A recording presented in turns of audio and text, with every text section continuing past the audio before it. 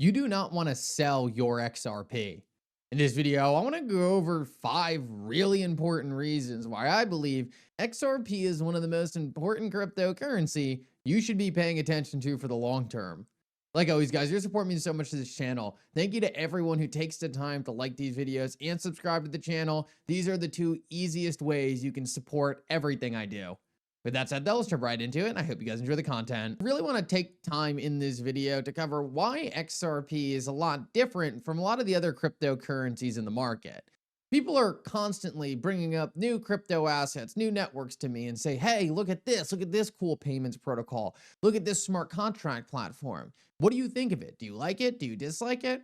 And I always think it's important to answer these questions from a very measured approach. There are 5 critical things I look for in any investment, but specifically for a cryptocurrency that is critical for me to really decide if it's going to be something that is going to be around for the long run or it's just a quick way to try to make a buck. In this video, I want to cover those main things because I think if more people paid attention to these things, they'd be much more easily able to vet some of these projects on their own. And it's a lot simpler than I think a lot of people make it out to believe. The first really important thing that I think every single person should be paying attention to is the overall narrative around that cryptocurrency asset, right? What problem is that crypto asset trying to solve? This is a really important thing to understand, and it's a bit multifaceted. The first thing you really need to make sure when you're really analyzing this first prong, right, is that people are going to be interested in this project. There's been tons of times in the cryptocurrency industry where there's been a fad or something has been hot. And there's also been times where really important sectors have been completely ignored. It's really important to make sure that whatever you're investing in is actually something that other people are going to be able to wrap their head around and is going to be a clear and obvious use case. One of the reasons why I love XRP so much is because as we go into the age of global adoption of these networks, most of the investments are going to be made from large financial institutions.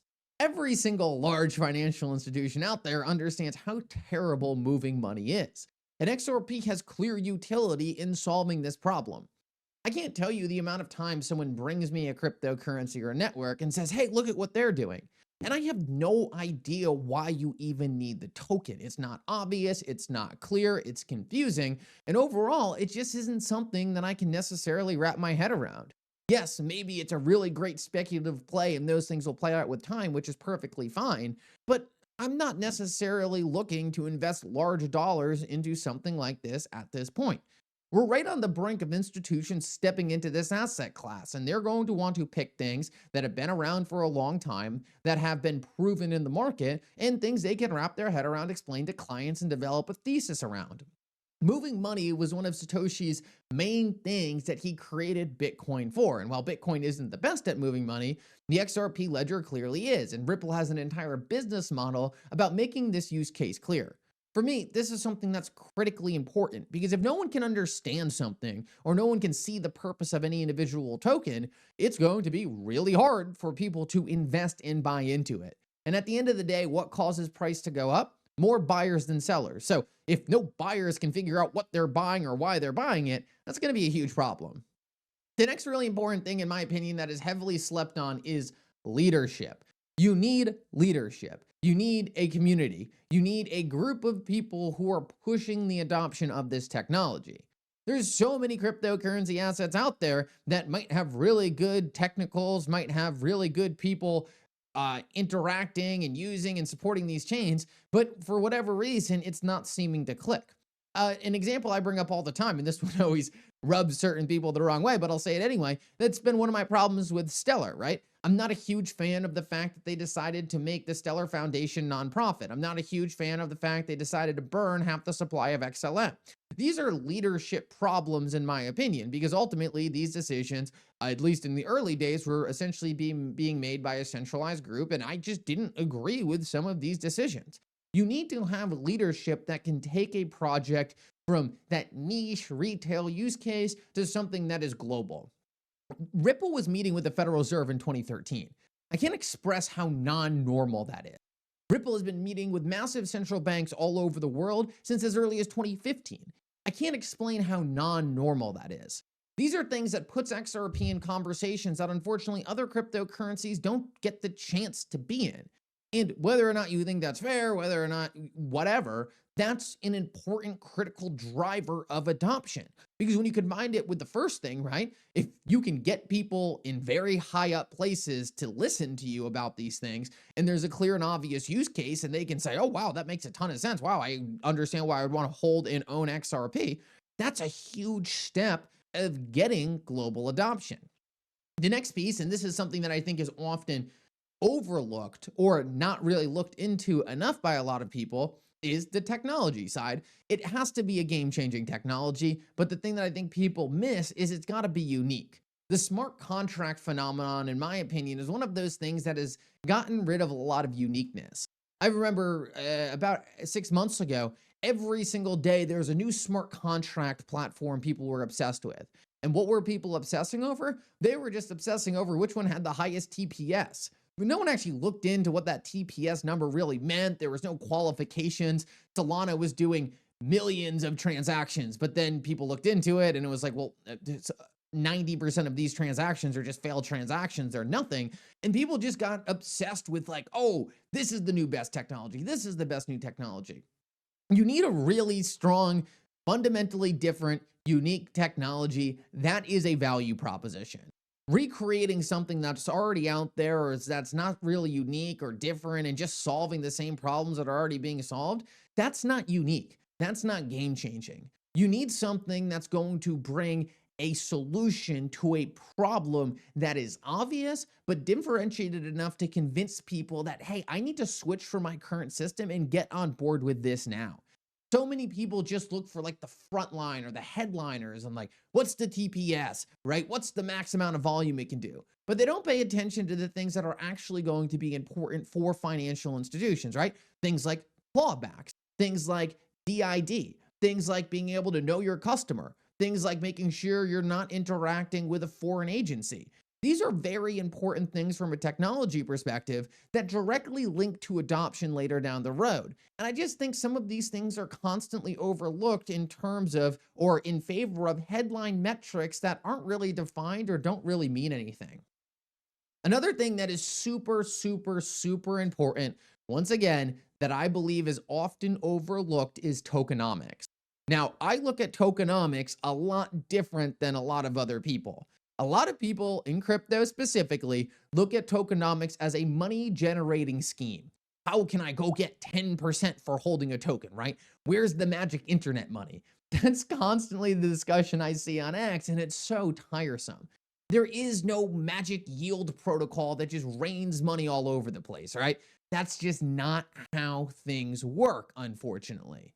Tokenomics, in my opinion, should be as simple as possible. You have a max supply, right? And it's either never increasing or you have a max supply and it's deflationary. Bitcoin's got great tokenomics, in my opinion, right? There's 21 million, boom, easy, simple. It's not inflationary, it's not deflationary, but there's 21 million. The XRP ledger, great tokenomics, in my opinion. There's 100 billion XRP and it's deflationary, it's ever decreasing. So many people focus on the total amount of units. It's totally not a factor. It just depends on what that price of the token is going to be. If you have a lot of units, the price of the token is going to be smaller.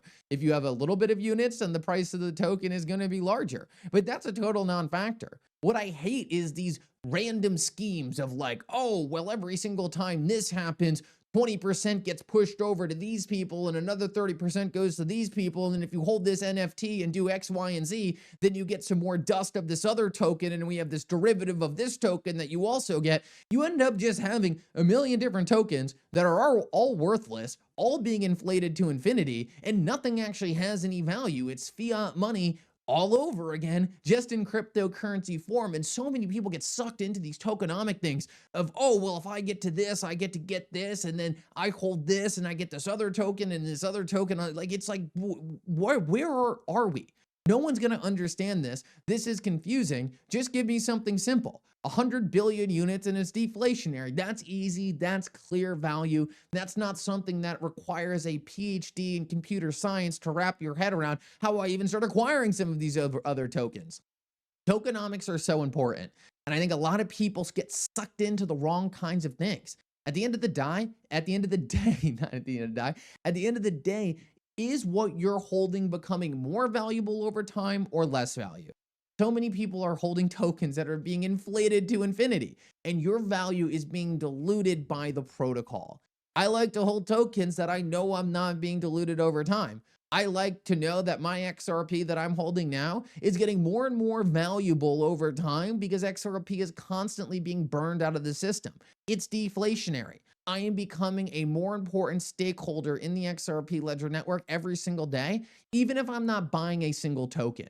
That is powerful tokenomics. Not, oh, I get 4% yield for holding my XRP, but the XRP supply is inflating at 10% year over year, right? That's absolutely absurd. I'm not actually making any money. The protocol's giving me a short term, hey, look, money's coming in, but the price of the token is being decimated by inflation. Too many people focus in the wrong area, and it leads them to a point where they don't actually fully understand what they own and what the value proposition they're chasing is. And the last thing I want to cover that I believe is so important. And it's like one of those things that is constantly forgotten about, constantly left out, and maybe one of the more critical things that we're even going to talk about. And that thing is going to be trust.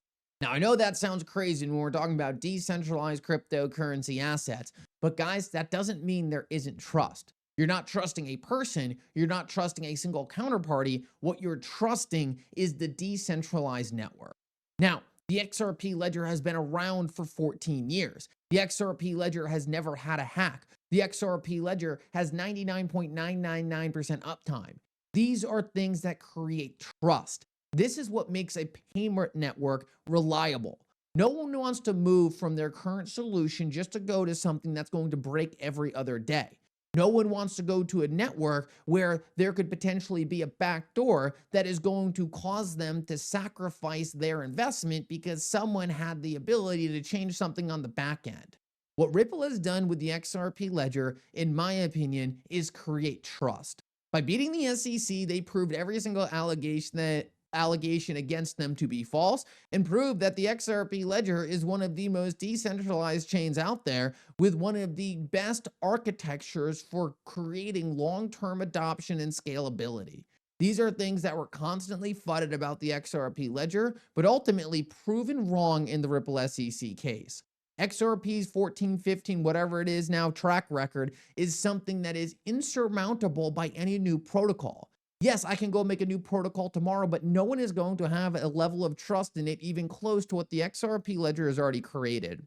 It's not trusting Ripple. It's not trusting one individual person. It's trusting the XRP ledger network as a core and critical utility in the next generation financial system. This is something that can only be created with time.